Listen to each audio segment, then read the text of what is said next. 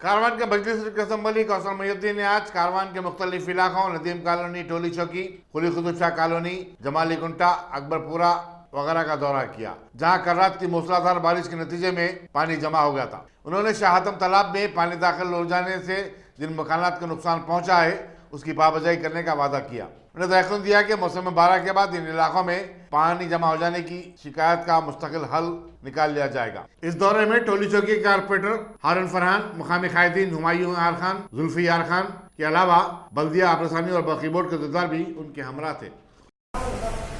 कल रात की जो बारिश की वजह से कई इलाके जात के अंदर फिर पहले की तरह पानी दाखिल हो चुका और सुबह से तमाम बल्दिया के अहदेदार, वाटर वर्क्स के अहदेदारों के साथ में तफसीली दौरा किया गया और अभी कमिश्नर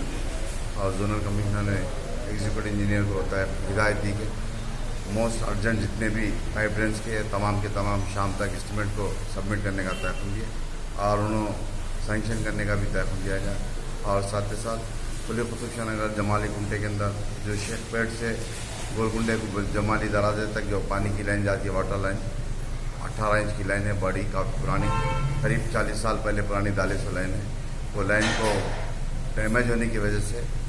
जमाली गुंटे के अंदर कई मकानात के अंदर से जारी लाइन, उस लाइन के लिए भी CGM डायरेक्टर और तमाम वाटर वर्क्स के अहदेदारों का भी दौरा कराया वहाँ पर और उन्होंने तयक़ुन दिया, हिदायत दी कि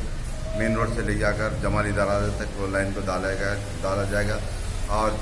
जो मकानात का जो नुकसान हुआ उन तमाम नुकसान को पूरा लोग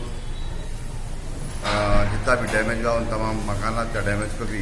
काम करके देने का तयक़ुन दिए। और मैं अभी वाटर वर्क्स के GHMC के अहदेदारों के साथ में तफसीली दौरा किया था।